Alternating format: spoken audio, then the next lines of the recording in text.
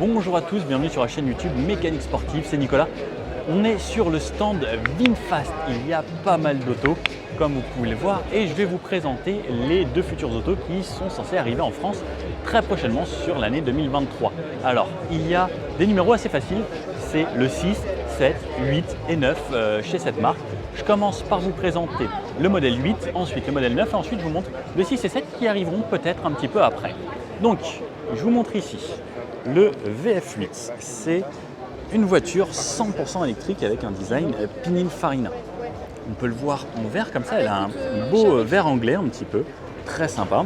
Elle existe en deux versions, soit en VF8 Eco, soit en VF8 Plus. Donc là aujourd'hui on a une version Plus, c'est la version haut de gamme. Il y aura deux puissances sur ce véhicule, donc soit 353 chevaux, soit 408 chevaux. Donc là on a la version 408 chevaux, la version 353 chevaux fera 500 Nm de couple, celle-ci 620. Un 0 à 100 en 5 secondes 5 pour celle-ci de 408 chevaux et 5 secondes 9 pour l'autre. Elles sont dans tous les cas bridées à 200 km/h et au niveau de la batterie, donc qui se trouve sous le plancher, il y aura deux choix. Il y aura soit 82 kWh ou 87,7 kWh. On aura un chargeur embarqué de 11 kW et on pourra aussi avoir une charge rapide, donc il fera un 10 à 70% en 24 minutes ou 31 minutes pour la version plus grosse batterie. On peut le voir, on a un design assez sympa.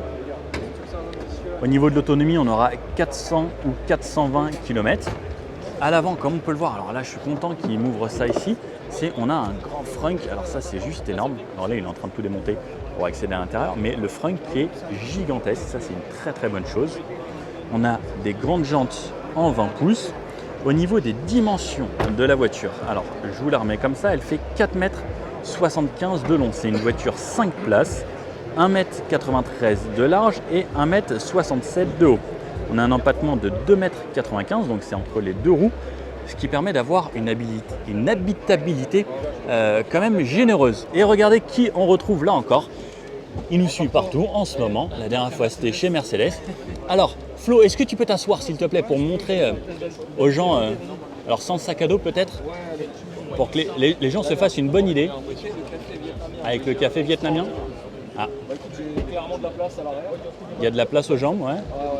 On a l'air pas mal, même pour la tête, ça a l'air vraiment généreux. Ouais, l'assise a l'air confortable, bien épaisse. Ouais, ça a l'air plutôt pas mal.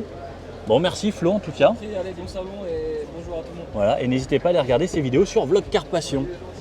Ici à l'intérieur, on peut retrouver donc un volant, on a du cuir un petit peu partout, des sièges chauffants et ventilés à l'avant et à l'arrière. Une finition qui est plutôt sympathique avec quelques petites surpiqûres. À l'intérieur, on retrouve un grand écran central, donc pas d'écran ici en plein centre, mais je suppose que ça c'est une caméra ici pour surveiller votre attention. On a de la navigation, etc. Au centre, on pourra retrouver donc les commandes de boîte, parking, reculé, neutre et drive, le warning, le verrouillage et quelque chose de très simple et assez épuré avec des finitions plutôt correctes avec une sorte de cuir un petit peu partout sur le tableau de bord. C'est plutôt pas mal, j'aime bien. À voir vraiment lors des essais. Et sur les finitions, on a du moussé partout, juste sur le bas du plastique dur, donc franchement des finitions plutôt correctes. Ici, et comme on peut le voir, un grand toit vitré sur cette partie. Sur l'arrière, voilà à quoi il ressemble. Donc un beau SUV. Beau SUV. Ils ont bien travaillé l'éclairage, donc comme on peut le voir, en fait, ça va revenir ici et de chaque côté sur l'arrière, donc VinFast, avec le modèle qui est marqué, les capteurs, ben voilà, est parfait et qui puisse me l'allumer, les warnings et autres. Alors on va essayer d'aller l'ouvrir. Alors, où est-ce que ça se trouve? Là, on a les petits boutons. Ah, ça veut pas. Peut-être qu'ils ont verrouillé le coffre. En fait, c'est juste la personne qui s'était éloignée avec la clé, donc on ne pouvait plus l'ouvrir. Donc le coffre, on le voit de cette façon. On a la banquette en 2 tiers, 1 tiers, les fixations top taser sur les 3 sièges.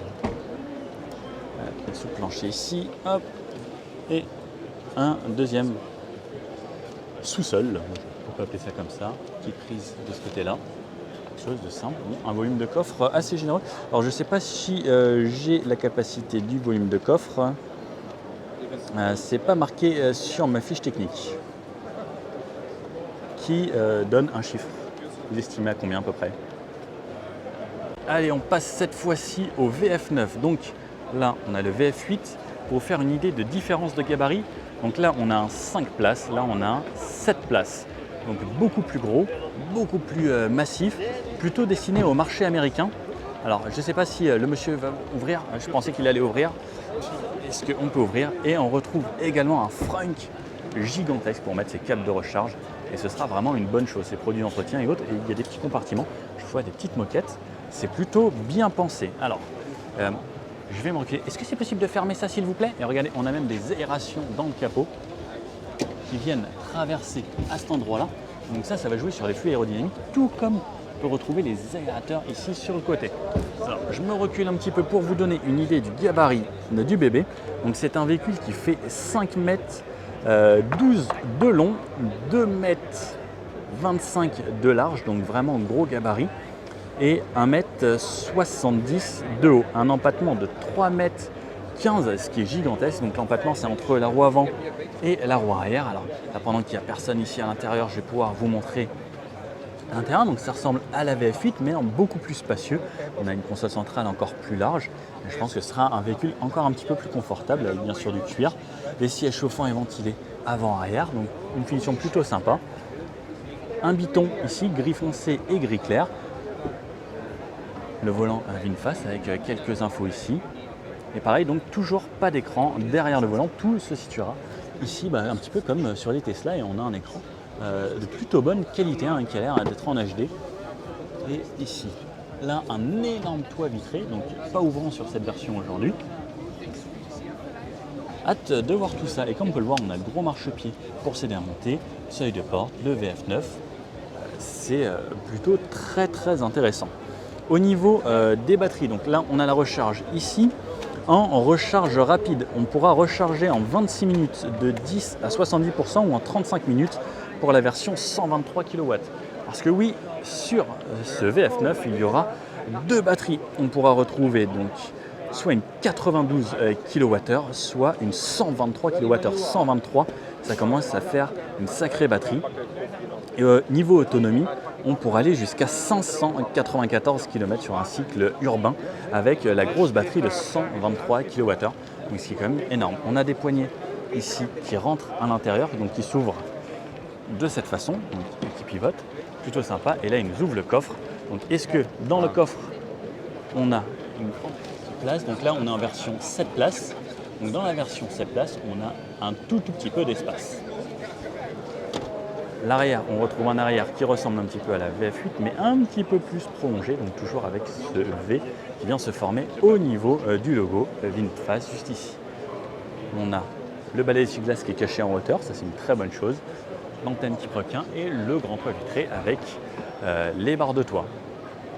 Sur la partie arrière, on peut le voir, avec des gens autour, c'est quand même un beau bébé. Et sur l'arrière donc de ce VF9, on peut retrouver même ici également une tablette, juste énorme, 2 ports USB. On a 3 sièges ici, vraiment indépendants, et à l'arrière, donc 2 places supplémentaires. Il y a l'air d'y avoir quand même plutôt pas mal d'espace au niveau des jambes. On est assis plutôt bas, mais voilà, ça me paraît quand même très sympa et agréable. Hâte de tester ces voitures. Alors de ce côté-là, on peut voir les futurs modèles VF7 et VF6, donc la 7 et la 6. Alors ce qui est bien chez eux, c'est que c'est très simple, c'est 6 c'est plus petit, 7 c'est plus grand, 8 c'est un peu plus grand et 9 c'est encore un petit peu plus grand. Donc je vais essayer de faire le tour. Donc là, c'est des voitures qui ne seront pas commercialisées tout de suite, mais plutôt sympa. Alors j'aime beaucoup, elle a l'air ultra lumineuse. Donc pareil, ce grand bandeau lumineux à l'avant. Donc on retrouve sur la 8, la 9 également avec ce grand V. Et regardez la luminosité qu'il a l'air de faire à l'intérieur. Ça me paraît juste dingue. Et tout est vitré grâce à un grand toit ici, panoramique. Et je vous emmène voir la VF6. Alors ça, c'est des modèles qui ne vont pas forcément sortir de suite. Mais très sympa. Et pareil, le fait que ce soit clair, c'est plutôt agréable. Alors j'aime beaucoup. Donc on retrouve toujours un écran en plein centre, juste ici. Donc là, par exemple, on a la climatisation, les sièges et autres. Ça a l'air pas mal avec les touches qui sont cette fois-ci à cet endroit-là. Donc ça, c'est pas prévu pour tout de suite, mais ça a l'air, encore une fois, plutôt cool. Bon, qu'est-ce que vous en pensez, vous, de ces voitures VinFast? J'ai hâte de les essayer, voir un petit peu ce que ça donne sur la route parce que c'est très joli esthétiquement.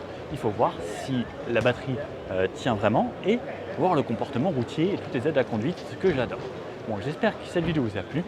N'hésitez pas, sur la chaîne en ce moment, regardez dans l'onglet vidéo, il y a plein de sujets sur les stands d'auto et tous les stands.